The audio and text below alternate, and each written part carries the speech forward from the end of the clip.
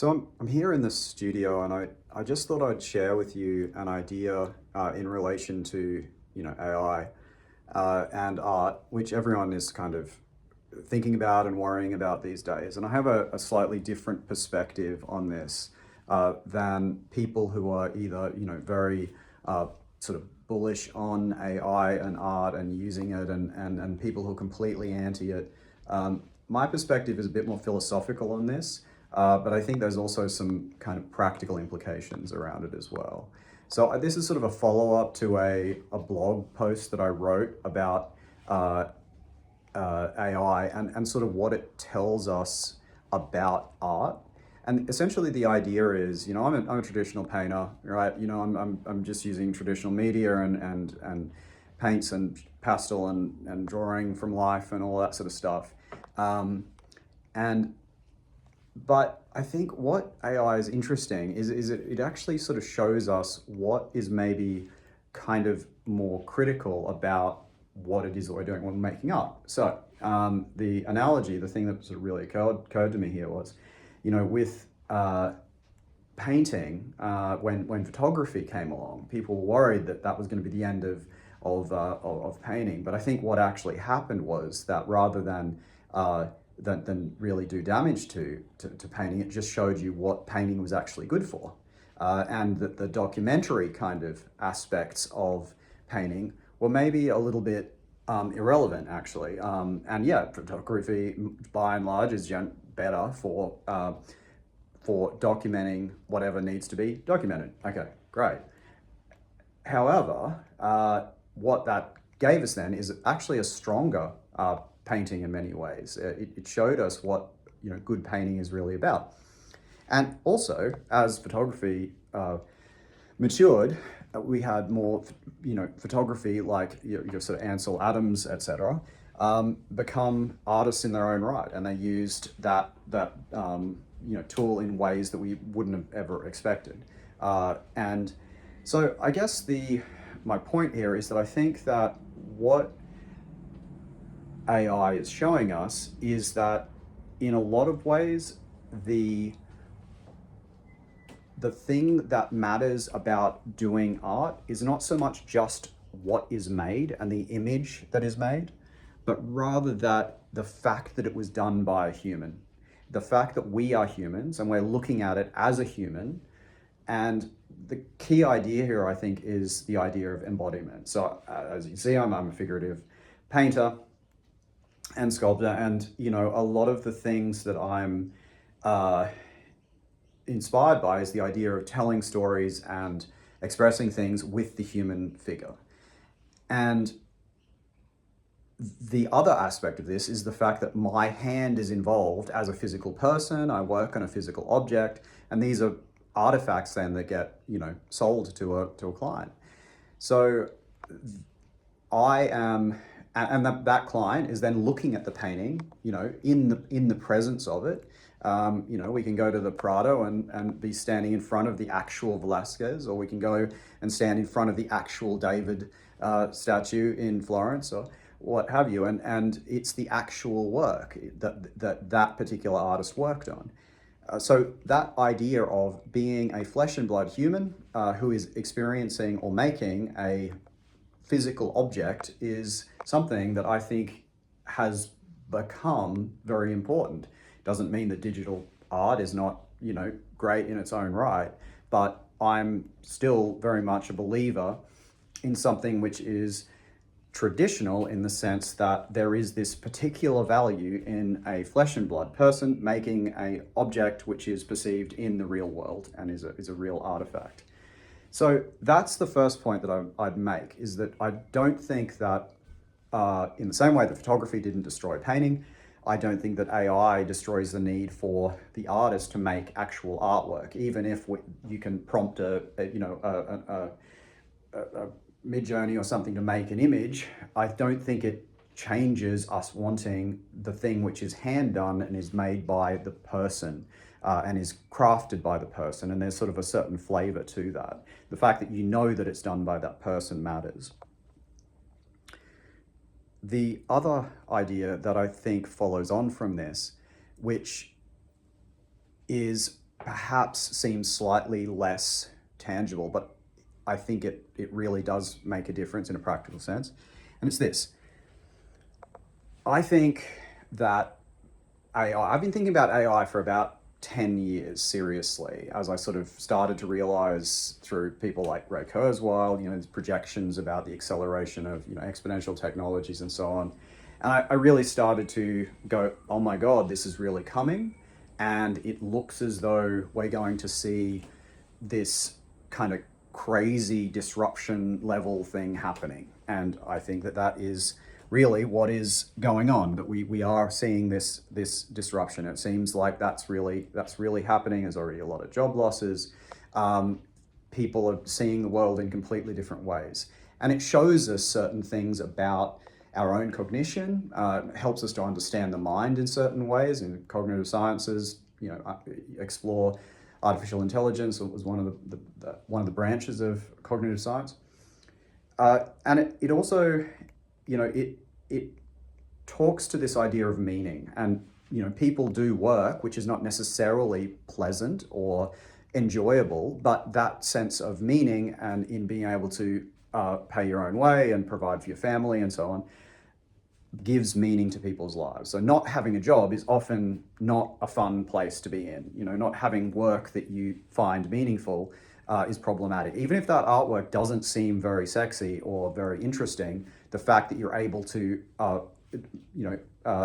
row your own canoe is meaningful. And this matter of AI is highlighting, well, what if that is not even a thing anymore? What if there is a post-labor economics that comes in and people are on UBI, and where does meaning come from?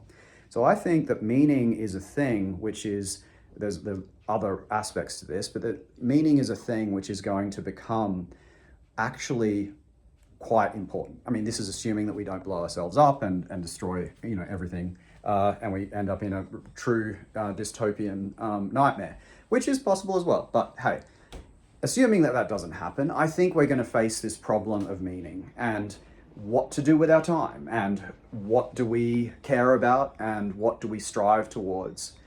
And I think that one of the things that happens with artwork, like other disciplines, is that we are obliged to work very hard to become skillful at a certain thing. Learning to draw a head, for example, or a figure, is not an easy thing. It takes time, and you have to keep studying it. That by itself is a meaningful pursuit to me, and it has been meaningful for most of my life. And the thing that happens is that it becomes embodied in you. It becomes part of you, so that the craft of drawing and painting is something which is now part of me, and I feel it as I'm painting. I'm guided by a kind of intuitive impulses a lot of the time, which is, I think, where we want to be as an artist. And I'm also reshaping that art form. That art form is different for me. The way that I draw a face is subtly different to the way that other people will draw a face. So I have influenced the craft itself. I've become changed by the craft, and the craft has become changed by me. And that process is, I think, not a negligible thing. And I think actually what's going to happen is that kind of thing, where when you become an expert figure skater or an expert rock climber or an expert of any discipline, is going to be shown to be a truly meaningful thing to engage in. And it's not necessarily obvious at this time, because we have no other choice but to develop skills in whatever area and then work in that area. And that's just, we're obliged to do that. So there's an idea which I think, which I've been thinking about for a long time because it's relevant as an artist. And that is the idea of flow. Now that sounds kind of, everyone's sort of heard this, being in the flow state and being in the zone when you're a sportsman or whatever. And it seems like a very superficial and sort of materialist kind of thing. I actually think it's a very deep thing. People sort of cite this as being that, some of the most meaningful parts of their life is when they're able to be in that zone, in that flow state where things are difficult enough that they're stretched, but it's matched to their competency, which is sort of what computer games try to mimic when they have levels. And you start off easier and it gets harder as you get more skillful.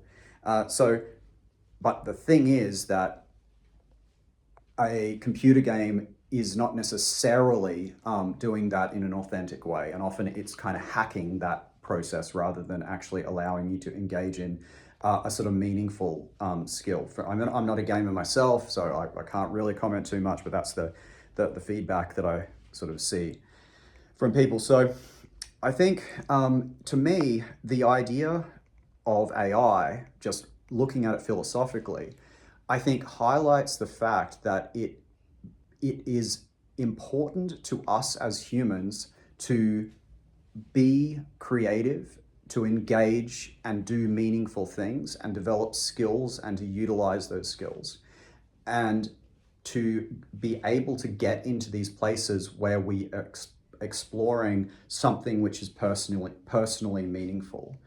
So that tells me that going forward, if it is true that we all survive and don't just destroy the planet, if we manage to get through this difficult period, we're not, I suspect, going to want to be without things to do and without meaningful activities.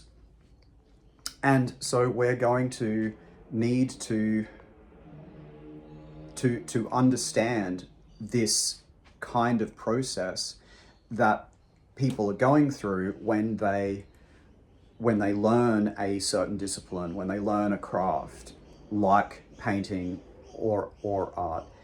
So I think all of these kinds of very old things like community and sharing things with people in the real world, not just online, and sharing a craft and a passion for a craft and a creative outlet will become important in a deeper sense, not just in the function where, let's say I'm painting a portrait and I am now given the function of the portrait painter and that's my job. Well, probably the camera can do a great job.